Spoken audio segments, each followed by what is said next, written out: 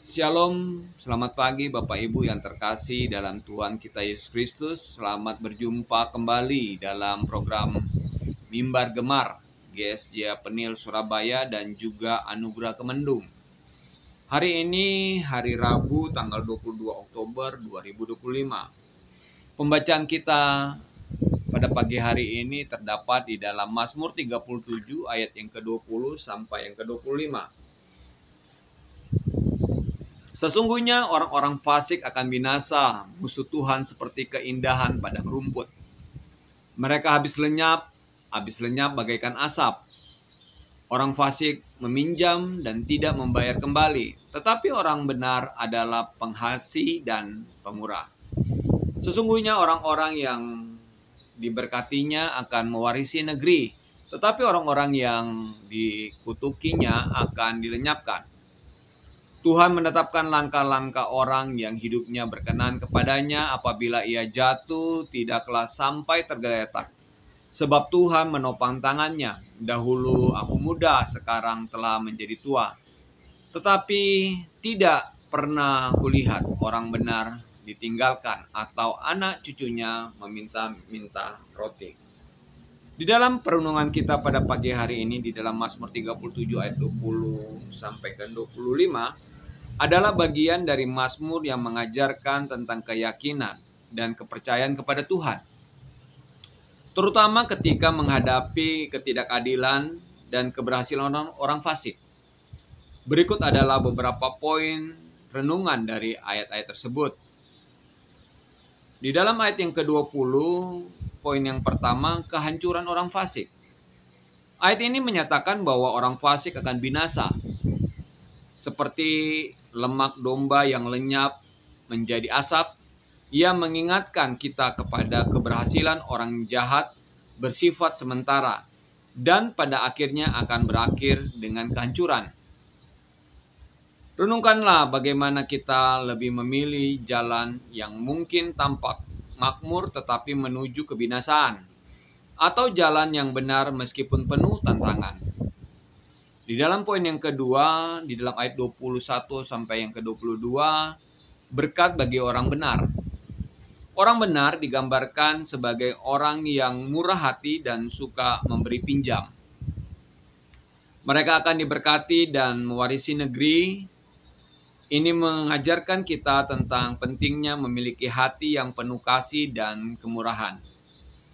Serta bagaimana Tuhan memberkati orang-orang yang hidup sesuai dengan kehendak-Nya. Renungkanlah bagaimana kita dapat lebih murah hati dan menjadi berkat bagi orang lain. Dan begitu juga di dalam poin yang ketiga, di dalam ayat yang ke-23 sampai ke-24, arahan Tuhan dalam hidup orang benar. Tuhan menetapkan langkah-langkah orang yang hidupnya berkenan kepadanya. Jika mereka jatuh, mereka tidak akan tergeletak.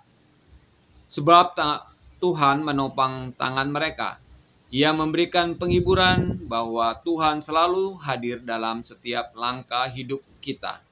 Renungkanlah apakah kita benar-benar mengandalkan Tuhan dalam setiap keputusan dan langkah hidup kita. Dan di poin yang keempat, ayat yang ke-25 tentang kesetiaan Tuhan. Daud menyatakan bahwa sejak masa mudanya hingga usia tuanya, ia tidak pernah melihat orang benar ditinggalkan atau anak cucunya meminta-minta roti. Ini adalah kesaksian tentang kesetiaan Tuhan yang tidak pernah berubah. Renungkanlah apakah kita memiliki keyakinan yang sama tentang kesetiaan Tuhan dalam hidup kita, bahkan di tengah kesulitan. Penerapan dalam kehidupan sehari-hari. Percayalah pada keadilan Tuhan.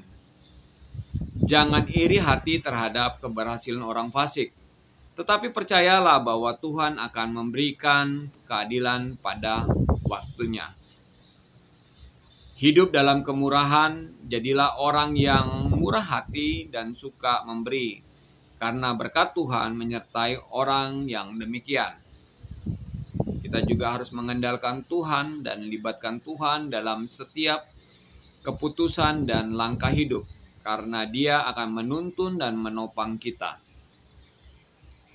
dan memelihara keyakinan, dan ingatlah kesetiaan Tuhan di dalam hidup kita, dan tetaplah percaya bahkan di tengah badai kehidupan. Semoga renungan ini dapat memberikan kekuatan dan penghiburan dalam menjalani kehidupan sehari-hari. Firman Tuhan kita pada pagi hari ini sampai di sini. Kita akan tutup di dalam doa. Mari kita berdoa. Bapa dalam sorga, Bapa yang kami sembah siang dan malam, pada pagi hari ini kami telah mendengarkan firman-Mu ya Tuhan.